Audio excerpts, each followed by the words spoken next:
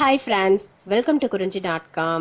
இந்த தீபாவளிக்கு ரொம்ப எளிமையாக செய்யக்கூடிய பாசிப்பருப்பு லட்டு இன்னைக்கு எப்படி செய்யறதுன்னு பார்க்கலாங்க.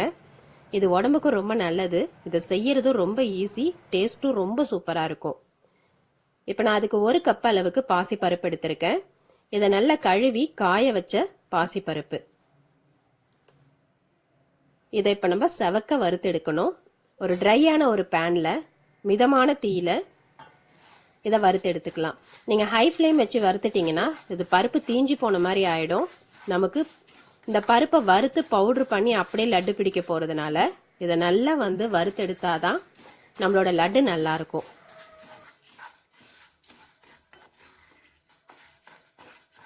இப்போ இந்த அளவுக்கு நல்ல பொன்னிறமாக வறுத்துட்டு இதை ஆற வச்சுடுங்க. கொஞ்சம் கூட சூடு இல்லாமல் ஆறுனதுக்கு அப்புறமா இதை ஒரு மிக்சி ஜாரில் சேர்த்து நல்லா மழன்னு பவுட்ரு பண்ணிக்கோங்க. இதுக்கு இனிப்புக்கு பார்த்தீங்கன்னா 1 கப் அளவுக்கு நம்ம பாசிப்பருப்பு எடுத்திருந்தோம். அதுக்கு அரை கப்பு சர்க்கரைன்றது இனிப்பு கரெக்டாக இருக்கும். இப்போ இந்த சர்க்கரை கூடிய ஒரு 3 ஏலக்காயும் சேர்த்து நம்ம பவுட்ரு பண்ணிக்கலாம். இது இந்த லட்டுக்கு நல்ல ஒரு வாசனை கிடைக்கும். பவுட்ரு பண்ணும்போது சர்க்கரையை தனியாக பவுட்ரு பண்ணிக்கோங்க, பாசிப்பருப்பை தனியாக பவுட்ரு பண்ணிக்கோங்க. ரெண்டும் ஒன்றா சேர்த்து நீங்கள் அரைச்சிங்கன்னா கட்டி கட்டியாக ஆகிடும். இப்போ இந்த மாதிரி நல்லா தனித்தனியாக பவுட்ரு பண்ணிவிட்டு இப்போ நம்ம இதில் ஒன்றா சேர்த்துடலாம்.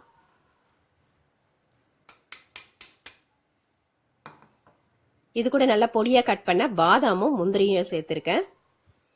இது இந்த லட்டு நம்ம சாப்பிடும்போது நடுவில் கடிப்படுறது ரொம்ப நல்லாயிருக்கும்.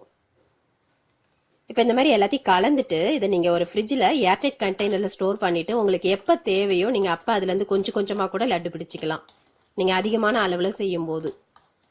இப்போ 1 கிலோ பாசிப்பருப்புன்னா 1/2 கிலோ சர்க்கரை, அந்த அளவில் நீங்கள் மிஷினில் கொடுத்து கூட அரைச்சி எடுத்துக்கலாம். பாசிப்பருப்பை நல்லா வறுத்துட்டு பாசிப்பருப்பையும் சர்க்கரையும் தனித்தனியாக கொடுத்து மிஷினில் அரைச்சி வாங்கிட்டு வந்துடலாம். இப்போ நம்ம வீட்டில் இருக்க தாளிப்பு கரண்டியில் நான் ஒரு 50 கிராம் அளவுக்கு நெய் சேர்த்துருக்கேங்க. இதை நீங்கள் நெய்யை ஊற்றிட்டு தீயை ஃபுல்லாக லோ ஃப்ளேமில் வச்சுடுங்க. ஏன்னா அந்த நெய் சூடாக இருந்துக்கிட்டே இருந்தால் தான் நமக்கு லட்டு பிடிக்கிறதுக்கு கரெக்டாக இருக்கும்.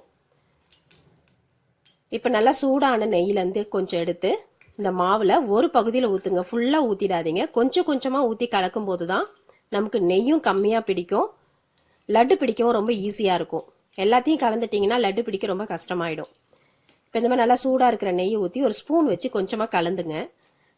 கலக்கும்போது அந்த சர்க்கரை சூடாயிட்டு நமக்கு லட்டு பிடிக்கிற பதத்துக்கு வந்துடும் அழகா. இது ஃபஸ்ட்டு கொஞ்சம் இந்த மாவு சூடேற வரைக்கும் தாங்க நெய் அதிகமாக தேவைப்படுற மாதிரி இருக்கும். அதுக்கப்புறம் நம்ம ஒரு 1/4 ஸ்பூன் அளவுக்கு நெய் விட்டு ஒரு லட்டு 2 லட்டு பிடிச்சிடலாம். இப்போ பாருங்கள், இந்த மாவு கொஞ்சம் சூடானதுக்கு அப்புறமா இந்த மாதிரி நம்ம கையில் எடுத்து லட்டு பிடிச்சிடலாம். எனக்கு ஸ்வீட்டே செய்ய தெரியாதுன்னவங்க கூட இந்த மாதிரி ரொம்ப ஈஸியான ஒரு ஸ்வீட் ரெசிபி செஞ்சு கொடுக்கலாம். இது சாப்பிட்றதுக்கு அவ்வளோ டேஸ்ட்டாக இருக்குங்க. இது நெய் லட்டுன்னு சொல்லுவாங்க, அவ்வளோ ஒரு ருசியாக. இது நீங்கள் செஞ்சு பாருங்கள், ரொம்ப எளிமையான ஒரு லட்டு ரெசிபி. இப்போ இந்த மாதிரியே நம்ம லட்டு பிடிச்சிடலாம். இப்போ அந்த சூட்டிலே அந்த மாவு கொஞ்சம் கொஞ்சமாக சேர்த்து நம்ம லட்டு பிடிக்கும் போது நமக்கு நெய் அதிகமாக தேவைப்படாது.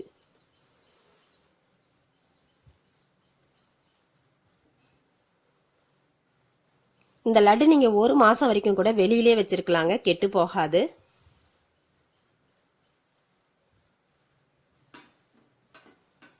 நீங்கள் பிடிக்கும் போதே ஒரு டப்பாவில் அடுக்கி வச்சுக்கிட்டே வந்துடுங்க. அடுக்கி வச்சுட்டே வந்துடும்போது நமக்கு ரொம்ப ஈஸியாக இருக்கும். இப்போ நீங்கள் இதை வெளியூருக்கெலாம் யாருக்காவது கொடுத்து அனுப்புறீங்க அப்படின்னா இந்த லட்டு உடையாமல் பஸ்ஸில் போகும்போது உடையாமல் இருக்கிறதுக்காக இந்த லட்டெல்லாம் பிடிச்சிட்டு ஒரு 10 நிமிஷம் ஃப்ரீசரில் வச்சு எடுத்துருங்க. ஃப்ரீசரில் வச்சு எடுக்கும்போது நல்லா டைட்டாக ஆகிடும். உங்களுக்கு நீங்கள் பஸ்ஸில் கொண்டு போனால் கூட உடையாது.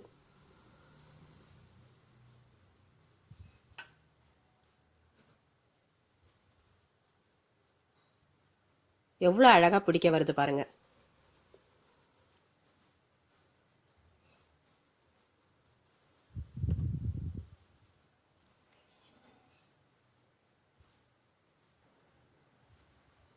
இப்போ நம்ம அந்த மாதிரியே எல்லா லட்டும் பிடிச்சாச்சு. இப்போ நம்ம சேர்த்த 1 கப்பு பாசிப்பருப்பில் எனக்கு ஒரு 12 லட்டு. இது சைஸு பார்த்தீங்கன்னா ரொம்ப சின்னதும் இல்லை, ரொம்ப பெருசும் இல்லை, மீடியம் சைஸில் பிடிச்சிருக்கேன் நான்.